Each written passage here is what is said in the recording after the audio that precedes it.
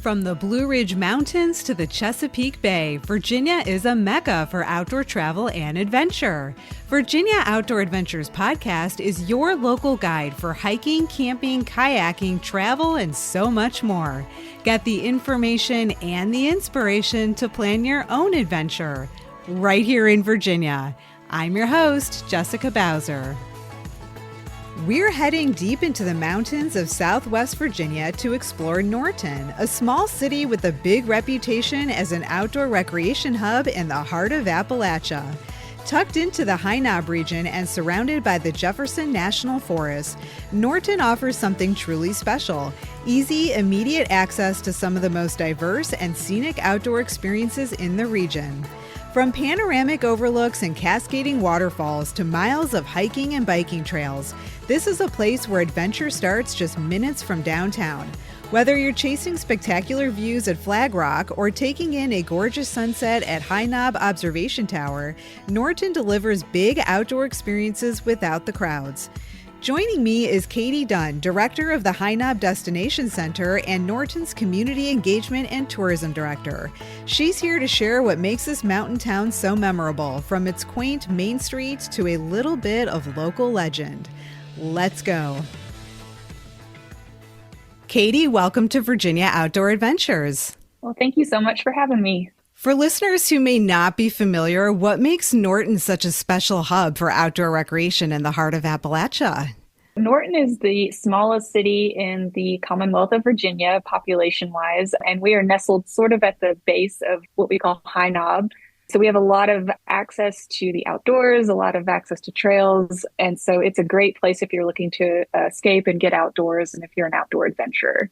How would you describe the community's relationship with the outdoors? Yeah, we have a lot of trails. We have people that mountain bike, that hike. Our city's reservoir is a great place for fishing.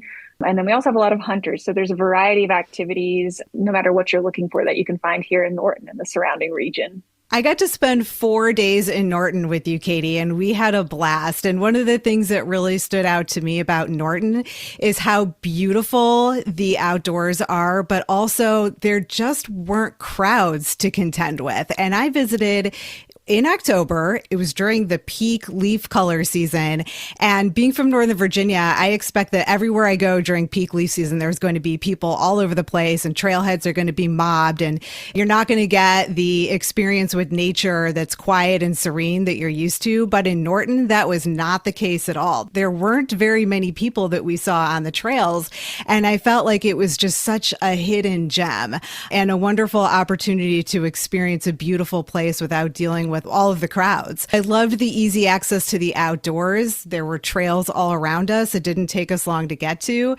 And then there's like these must visit attractions, places like Flag Rock and High Knob Tower that were just really unique and fun to visit. So what do you, Katie, think makes Norton memorable for first-time visitors? I'm not a Norton native. I moved up here from Georgia. When we first moved up here, I love the outdoors, and we used to have to drive, an hour and a half to get to a trailhead.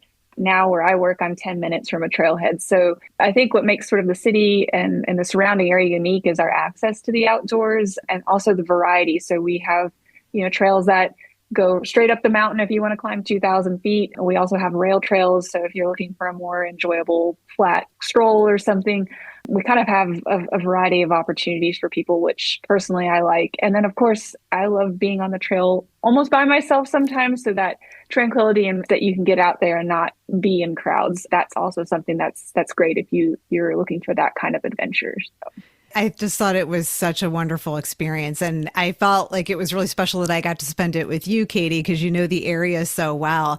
So why don't we dive into some of the opportunities that are in around Norton that listeners might be interested in? And I think the first place to start is probably Flag Rock Recreation Area, which is right inside of Norton. So can you give us an overview of Flag Rock? Flag Rock Recreation Area is a 1,000-acre park that is owned and operated by the city of Norton. It's from downtown about 3 miles, 3-mile drive up. You can also hike from just outside downtown to get up into Flag Rock. We have about 13 plus miles of trails that are multi-use, so they're open to mountain biking and foot travel.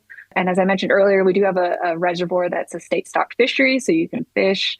And then we also have some bouldering and rope climbing areas within the park as well. And then scenic overlooks and picnic areas and a campground. So it's a really cool recreation area that's not far from downtown. So you don't have to drive, 30 to 40 minutes to get to a variety of activities. We drove up there from the destination center, and I think it took, 10 or 15 minutes? Was that it? Am I remembering correctly?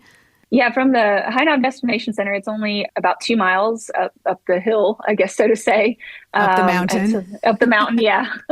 So it's a really quick drive, probably 10 minutes or less, depending on how much you love driving curvy roads. So I think it's fun. And I loved that it was so close by. It makes it so easy and accessible. And then what about the Flag Rock Overlook? That's a popular destination. What's special about that? It's only about 1/10 of a mile. You can park basically right at the overlook. So if you're not looking for a long hike, but it's a great view of downtown Norton. So at that point, you're about 1,000 feet above the downtown area. So you can get a great look, kind of sweeping views of the city. You can also look toward Big Stone Gap and toward the town of Wise. And then actually some of the distant mountains you can see are into Kentucky.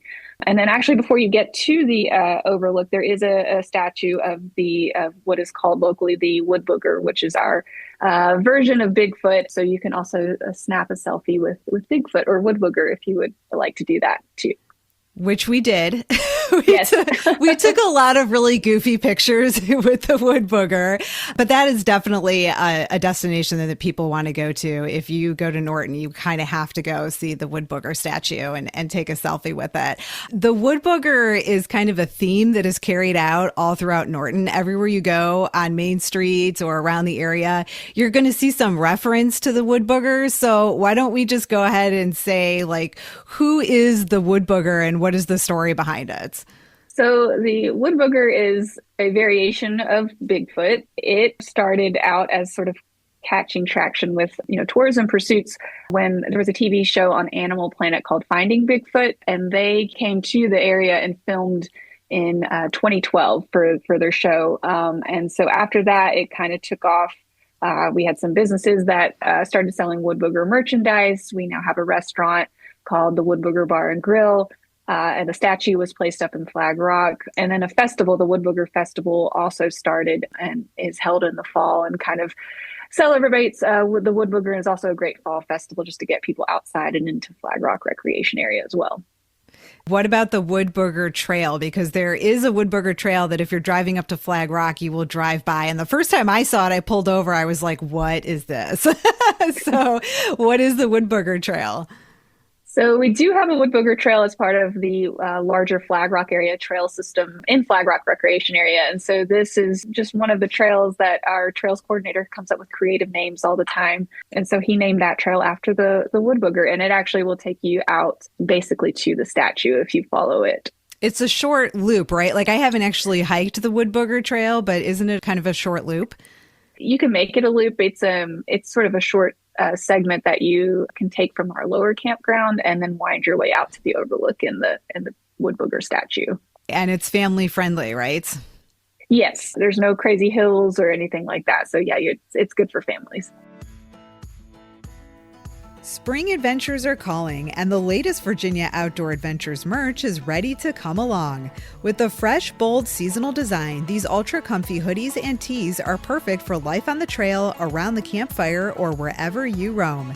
Whether you're heading out for a hike, planning a weekend trip, or showing your love for Virginia's outdoors, this gear was made for you. Grab yours now and join the community behind the podcast. Every purchase helps keep new episodes coming so you can keep exploring.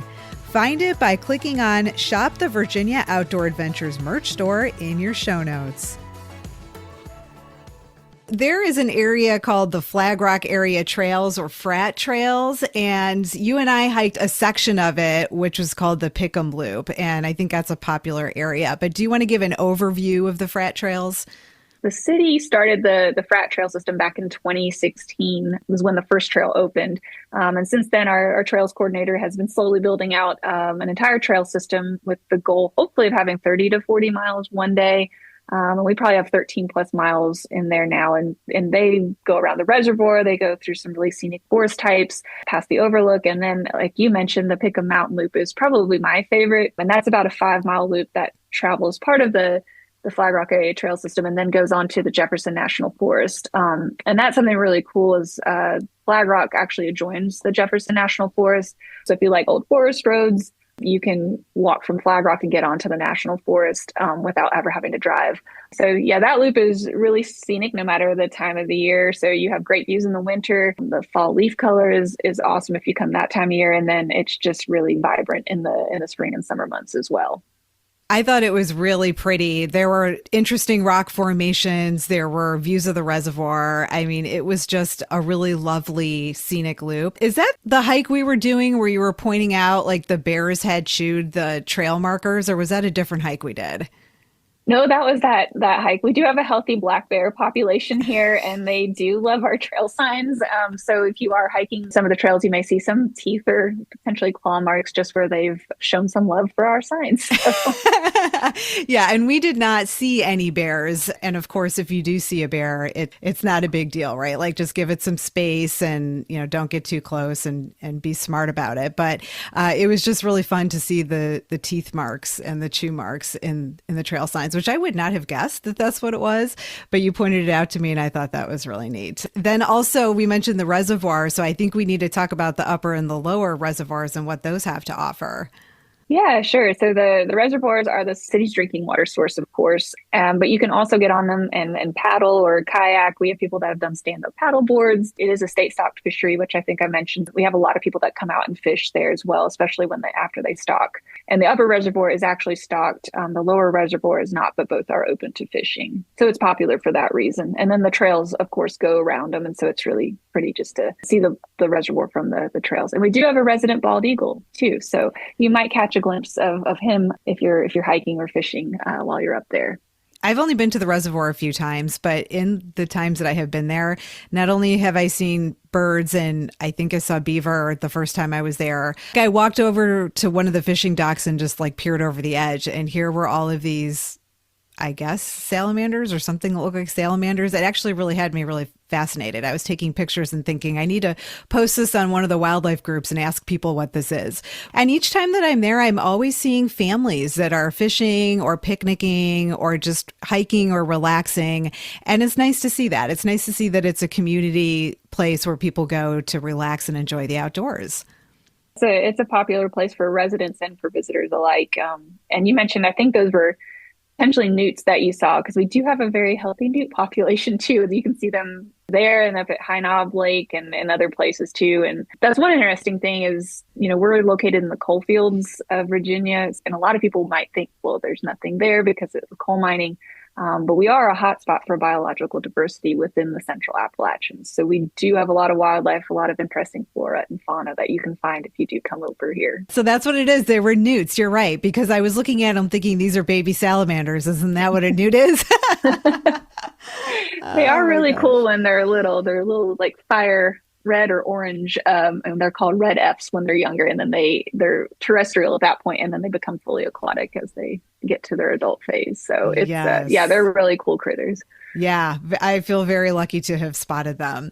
Those are sort of like the trails in the Norton area, but then there's just trails that expand beyond Norton. Anybody who's listening to this episode and wants to know what the main takeaway is, it's just trails, trails, trails. Like if you like hiking or mountain biking or climbing or fishing or any of those things, this region is fantastic, but especially if you love trails, because there's no shortage of trails in the area. I would definitely agree. I'm biased, but I would definitely agree with you there. So let's discuss some of the trails that are sort of just beyond the city of Norton. And I think we should start with High Knob Observation Tower, because this is a place that people, if they are looking to go to Norton, or if they're even looking online for places to go in Southwest Virginia or in the heart of Appalachia, chances are like you're going to stumble across a photo of High Knob Observation Tower. So it is actually the highest point in the Cumberland Mountains. That point is about 4,200 feet in elevation. And from the observation tower, you can see 5 states. And I'm probably going to mess these up because I always get one wrong. But you can see Virginia, North Carolina, Tennessee, West Virginia, and Kentucky from the platform. And that tower itself has actually been there since 2014. There have been fire towers up there previously. And one that was well loved, but a lot of people in the community actually was burned down in, I think, 2007, 2008. And so there was a grassroots effort here in the region to raise, I think, more than $500,000 to work with the Forest Service to rebuild that tower up there. So it's definitely been a labor of love to have that tower put back by the community. And it's just a really, really pretty spot, for sunset, sunrise. You kind of have some really, really lovely views up there. And it is on national forest land, so it's on the Jefferson National Forest. That site is absolutely stunning. The views are amazing. You and I were up there trying to get our bearings and pointing out okay, Big Stone Gap is over here and the city of Norton's over here. And here's this state and that state. And we were just trying to look around and take in everything that we were seeing because you can see for so far. It's incredible. And we were up there at sunset. Oh my gosh.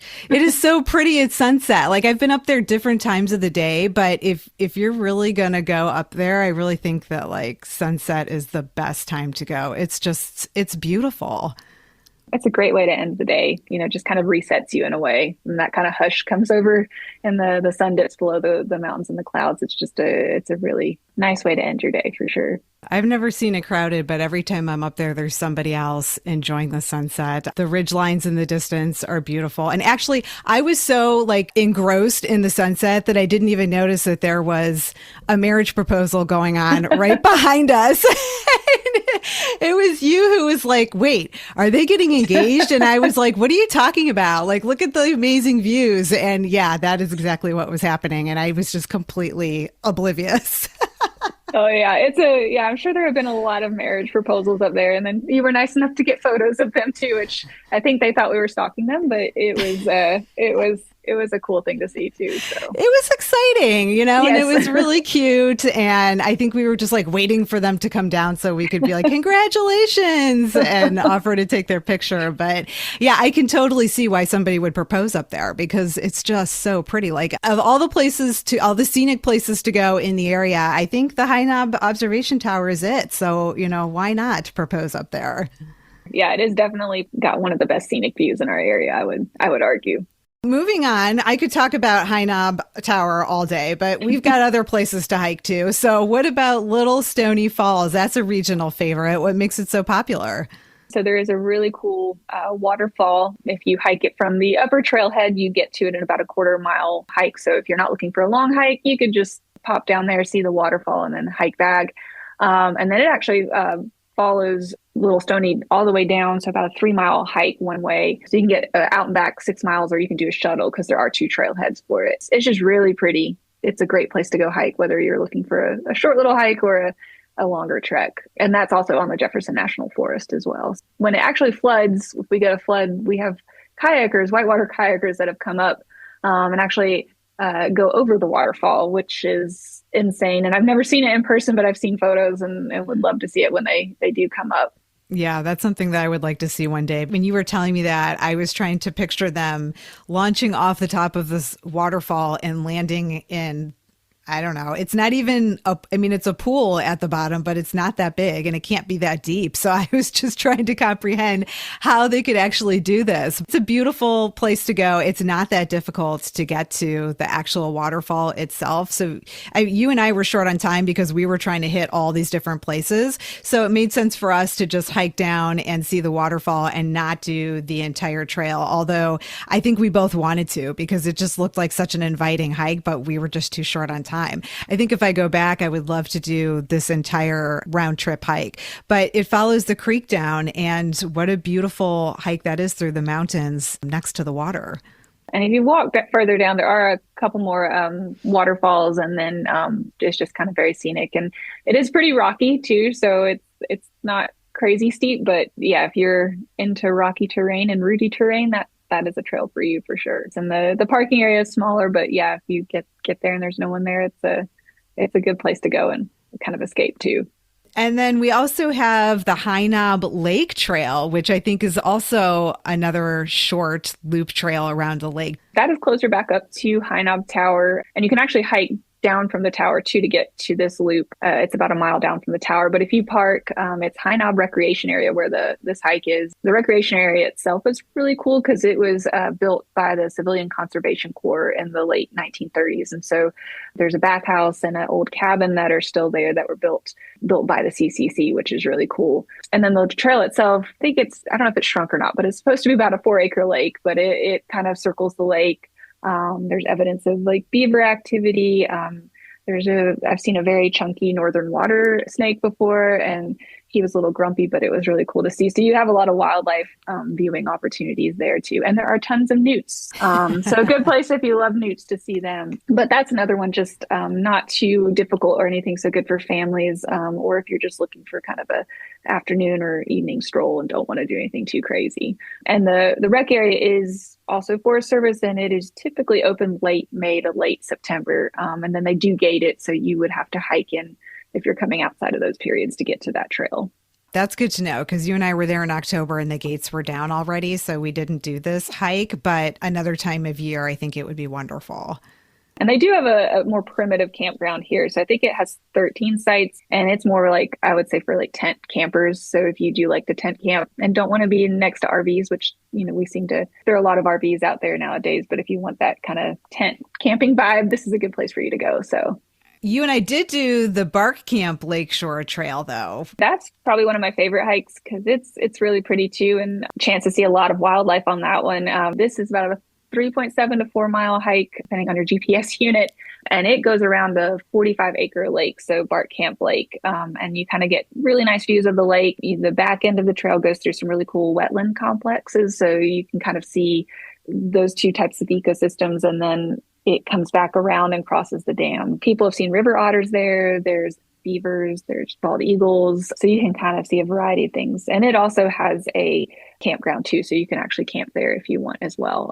And this is also a Forest Service site. Is the trail and the campground are Forest Service, and then the Department of Wildlife Resources actually manages the lake itself. So it's state stocked as well. This was the first hike that you and I did together. And I remember thinking, this is so beautiful. Like, I'm so excited to be here in Norton and be doing this. Like, how does it get any better than this? And then every trail we did after that got more and more exciting. Yeah. But it was just really, really pretty, and to go all the way around the lake. And then we had lunch when we got back because there's a picnic area there and a covered picnic area as well. So we sat right on the edge of the lake and had our lunch while we looked at the water. It's really pretty. And I would say if you're visiting fall time too, it's probably one of my favorite places to go look at the fall colors. It usually gets some pretty vibrant colors depending on the year. So it's probably one of the better places for that. Yes, we did get some really stunning photos, especially that one of you on the dock that goes out onto the water and like you're surrounded by water, but then also there's mountains right in front of you and you're sort of looking off into the distance. I'm going to put that on social. That was really pretty. Oh, gosh. That was really pretty, but people should see what it looks like because all of these things that we did, I took photos and videos of, and I'm going to put them on the social so that people can get an idea of what these things look like. They're really gorgeous. I mean, you and I could sit here and talk about how beautiful they are all day, but people really need to see it. So I would encourage listeners to go to the podcast social media pages and check it out after this episode comes out. Join us next week as we continue exploring Norton and the surrounding area, hitting a scenic Rails to Trails bike route, diving into even more national forest trails, and taking a closer look at one of Virginia's most talked about and controversial hikes. We'll also round things out with the best places to stay and eat so you can start planning your own Norton adventure. Virginia Outdoor Adventures is inspired by and supported by listeners like you, which is why your messages and feedback mean so much to me. You can text me directly by clicking on Send Jessica a Text Message in your show notes. I answer questions, respond to comments, and share your feedback on the show. Never miss a new episode. Sign up for my email newsletter and receive my listener resource guide with the top podcast episodes, a Virginia Outdoor bucket list, and exclusive brand discounts for my listeners. Click on newsletter sign up in your show notes or visit virginiaoutdooradventures.com. Thanks for listening. Until next time, adventure on.